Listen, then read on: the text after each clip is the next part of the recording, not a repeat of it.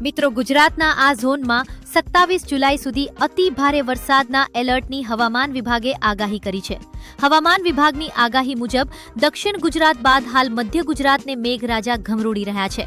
હવામાન વિભાગે આગામી 27 જુલાઈ સુધી ગુજરાત રીઝનમાં ભારે વરસાદનું અનુમાન વ્યક્ત કર્યું છે. મધ્ય ગુજરાત, પૂર્વ ગુજરાત, ઉત્તર ગુજરાતમાં આગામી 4 દિવસ ભારે વરસાદનું અનુમાન હવામાન વિભાગે વ્યક્ત કર્યું છે. ગઈકાલે મધ્ય ગુજરાતમાં અતિ ભારે વરસાદ પડ્યો. અનેક વિસ્તાર જળમગ્ન થતા જનજીવન ખૂબ જ ખરાબ રીતે પ્રભાવિત થયું છે. હવામાન વિભાગે હજુ પણ આગામી 4 દિવસ મધ્ય ગુજરાત, ઉત્તર ગુજરાતમાં ભારે વરસાદની આગાહી કરી છે.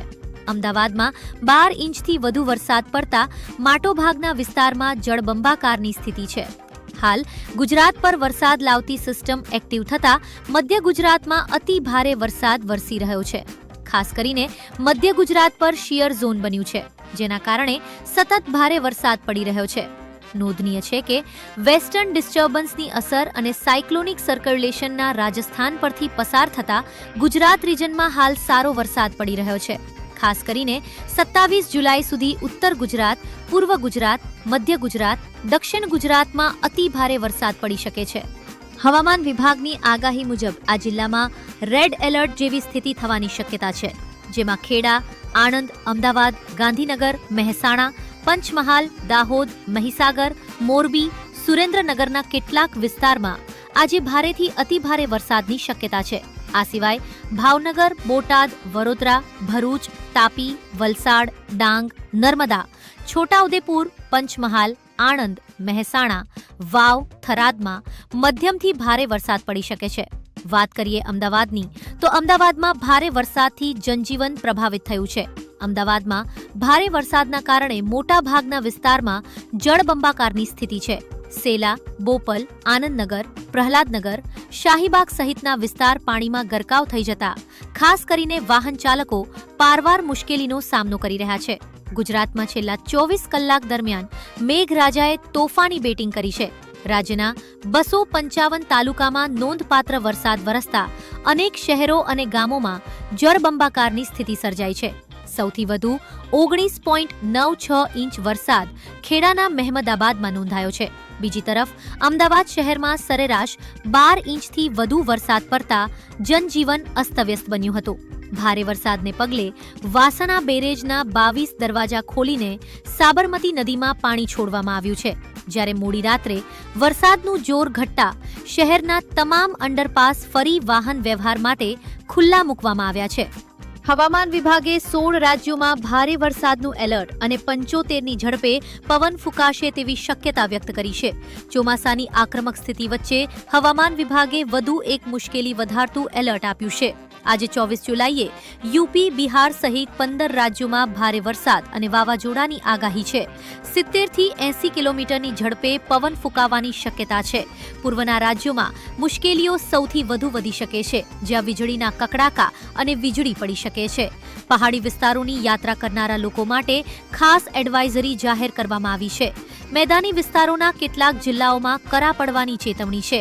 દક્ષિણ પૂર્વ રાજસ્થાન અને તેને અડીને આવેલા ઉત્તર પશ્ચિમ મધ્યપ્રદેશ પર અપર એર સાયક્લોનિક સર્ક્યુલેશન સર્જાયું છે. આ સિવાય મધ્ય અસમ અને આસપાસના વિસ્તારોમાં પણ સાયક્લોનિક સર્ક્યુલેશન સક્રિય છે.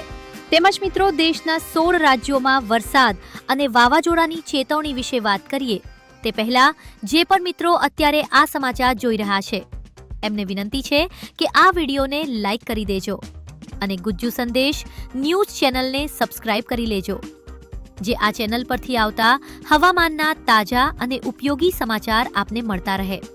તેમજ મિત્રો, તમે અત્યારે કયા ગામથી સમાચાર જોઈ રહ્યા છો અને તમારા વિસ્તારમાં વરસાદ છે કે નહીં તે કોમેન્ટ કરીને જરૂરથી જણાવજો.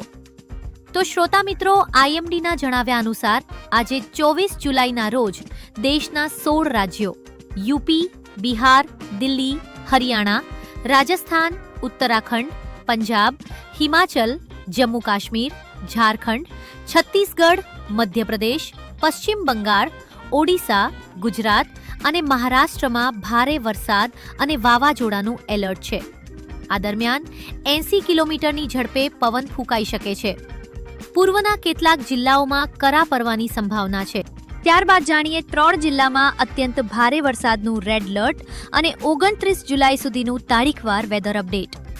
તો મિત્રો, છેલ્લા 2 દિવસથી સમગ્ર ગુજરાતમાં સતત વરસી રહેલા મુશળધાર વરસાદને કારણે જનજીવન અસ્તવ્યસ્ત થઈ ગયું છે. દક્ષિણ અને મધ્ય ગુજરાતના અનેક જિલ્લાઓમાં પૂર જેવી સ્થિતિ અને વ્યાપક જળબંબાકારના દ્રશ્યો સામે આવ્યા છે. જો કે રાહતના કોઈ એંધાણ દેખાઈ રહ્યા નથી, કારણ કે ભારતીય હવામાન વિભાગ એ આગામી કેટલાક દિવસો સુધી રાજ્યના વિવિધ ભાગોમાં ભારેથી અતિભારે વરસાદની આગાહી કરી છે. હવામાન વિભાગના જણાવ્યા મુજબ અરબ સાગર અને બંગાળની ખાડીમાં સક્રિય થયેલી મલ્ટિપલ સિસ્ટમ્સના કારણે ગુજરાત પર ભારે વરસાદી આફત મંડરાઈ રહી છે. 24 જુલાઈના રેડ એલર્ટ વિશે જાણીએ તો પંચમહાલ, દાહોદ અને મહીસાગરમાં અત્યંત આફતજનક વરસાદનું રેડ એલર્ટ.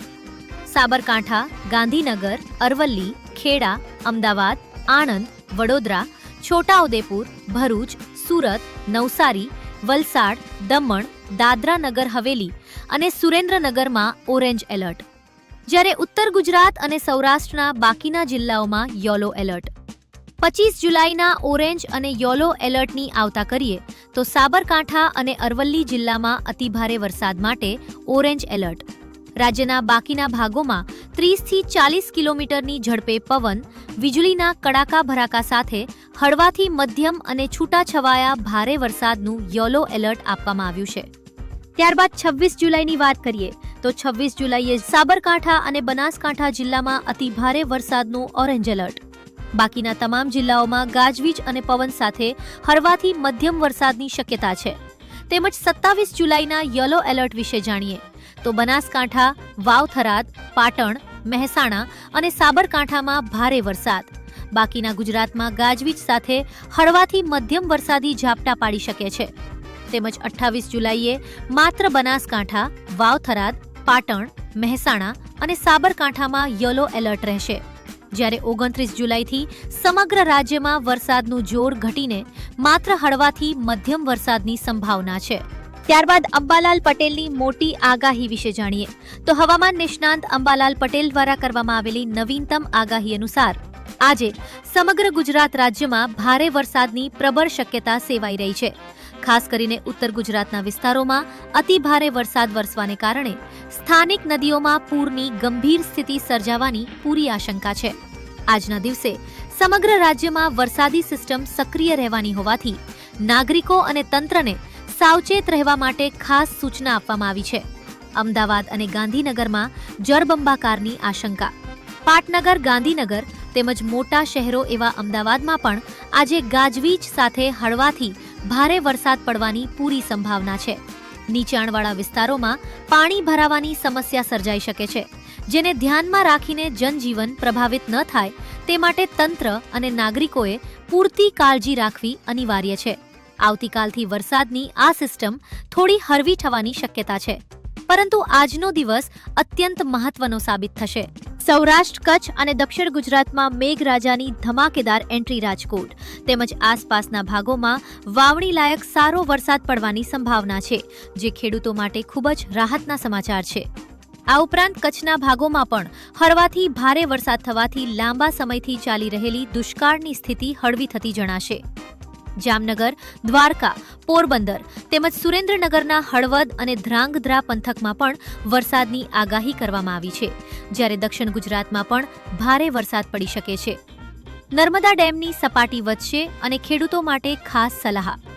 મધ્યપ્રદેશમાં પડી રહેલા ભારે વરસાદના કારણે નર્મદા બંધના જળસ્તરમાં મોટો વધારો થવાની પૂરી સંભાવના વ્યક્ત કરવામાં આવી છે. ઉત્તર અને મધ્ય ગુજરાતમાં આગામી 26 થી 27 જુલાઈ સુધી વરસાદી માહોલ યથાવત રહેવાની આશા છે. હાલ થઈ રહેલો વરસાદ ખેતી માટે ખૂબ જ ગુણકારી સાબિત થશે.